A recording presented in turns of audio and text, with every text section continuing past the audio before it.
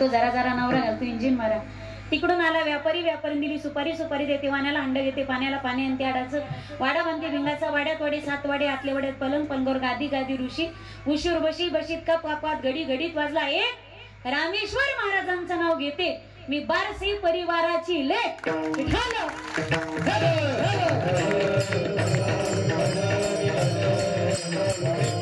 पत्रकार बांधव मंडळी असतील सर्वांच्या चरणावर बिंदी.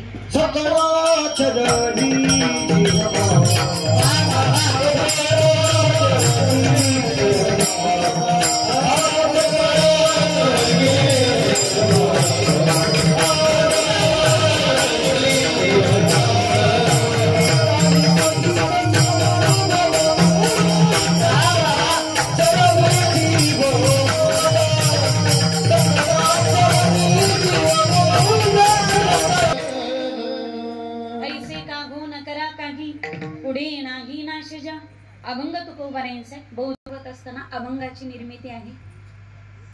मुळात 15व्या दिवशीच हरी कीर्तन ठेवले.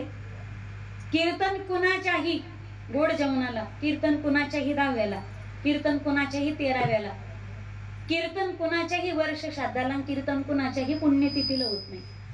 पापी माणसाचं, दलिंदर माणसाचं कधी पुण्य स्मरण होत नसतं. पुण्यवंत व्हावे येता सज्जनाची नावे. पापी माणसाच्या दारामध्ये टाळ वाजत नाही, पापी माणसाच्या दारामध्ये पखवाद वाजत नाही, आणि पापी माणसाच्या दारामध्ये भजनाचा कीर्तनाचा निनाद होत नाही. तिळ तिळ पुण्य साचा पडे परी हे बहुता जन्मी जोडे. जन्मो जन्मी आम्ही बहु पुण्य केले, तेव्हा या विठाले कृपा केली भाग्यवंत घरी.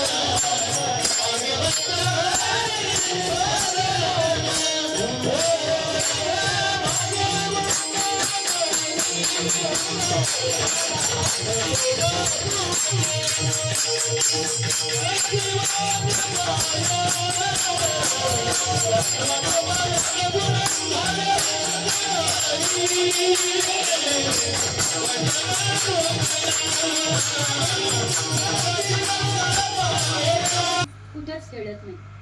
बारसे बाबाच्या गोड जेवणालाच अर्धापुरात आळंदीन पंढरी एकाच वेळी अवतरली असं म्हणायला हरकत नाही. मोकळ्या टाळ्या वाजवा जरा. काही टाळ्या टोल नाक्यावर सिग्नलवर पण वाजतात, तशा वाजी जाऊ नका. हनुमान तरी असेल पुण्य भगवंताचं नाव तोची गाई मुखी. बाबांनी स्वतः कमवलेली पुण्याची पुंजी, या परिवाराची, या कुळाची पुण्य म्हणून दारात गोड जेवणालाच हरी कीर्तन होतं. तसं बाबांचं जीवन सगळं कष्टातच गेलं. त्यांची बहीण रडू लागली म्हणे, कन्या कन्या खाऊन आयुष्य काढले. बालपण कन्या खाण्यातच गेलं.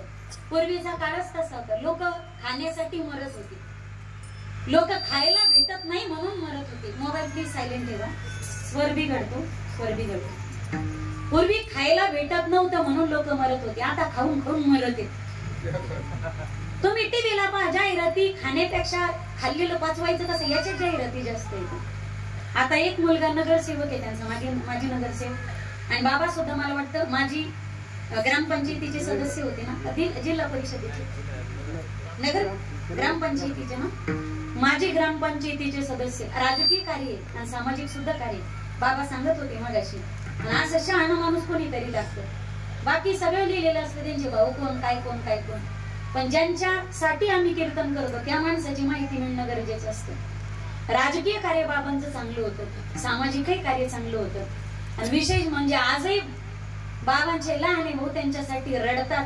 हे जगणं असतं माईबाप. निदान आपण मेल्यानंतर आपल्या घरच्यांनी तरी आपल्यासाठी रडलं पाहिजे. जियो तो ऐसा जियो कि तुम्हारे जीने से हजारों जी, वरना जीना भी क्या उसी का नाम है. अरे दूसरों के जख्मों पर तो कभी भी पेट भरते. पुसणार कोणी असेल तर डोळे भरून येण्याला अर्थ आहे. पुसणार कोणी असेल तर डोळे भरून येण्याला अर्थ आहे. आणि आपल्या नंतर कोणी रडणारच नसेल तर माणसाचं मरणही व्यर्थ आहे. उत्तमची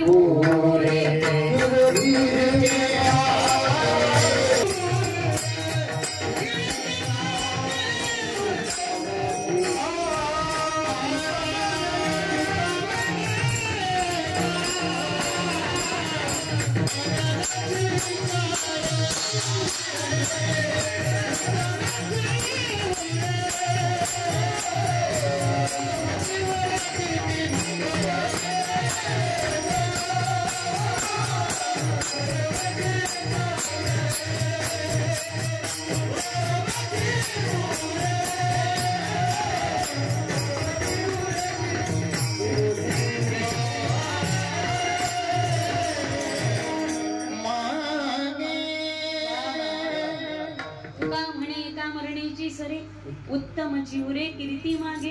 नाट केला पण वाया नाही गेला याला म्हणतात.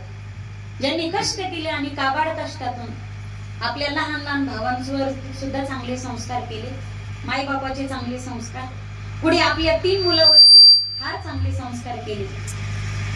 प्रपंच तर माकडा खोपड्यांचा पण होतो. मला वाटतं आपल्याला कमी लेकर एवढे कुत्रीला डुकरीला लेकर जास्त असतात. आपल्यापेक्षा प्रपंच पाहतात तर जनावरही करतात. पण संस्कार हे फक्त माणसातच आहे.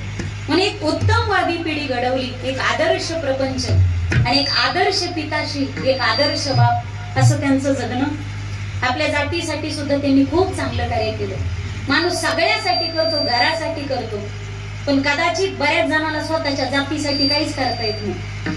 पण त्यांनी जातीसाठी सुद्धा कार्य केलं. आणि जात प्रत्येकाचा स्वाभिमानी मायबाप, प्रत्येकाचा स्वाभिमानी. जगात अनेक पंथ असतील, अनेक संप्रदाय असतील, पण जातीच्या स्वाभिमानासहित संतत्व पुढे करणारा जगाच्या पाठीवरचा एकमेव संप्रदाय तो म्हणजे माझा वारकरी संप्रदाय. जातीच्या स्वाभिमानासहित मोठं केलं. म्हणून आपल्याकडे आजही संतांचा उल्लेख करत असताना सावता महाराज, माली, गोरोबा काका, कुंभार, आजही चोखोबा, कदाचित तो शब्द उच्चारला तर अॅट्रॉसिटी लावतात लोक.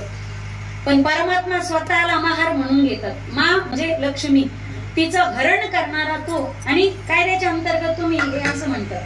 पण हिंदू महार, महार म्हटले की तो हिंदूशी निगडीत शब्द आहे.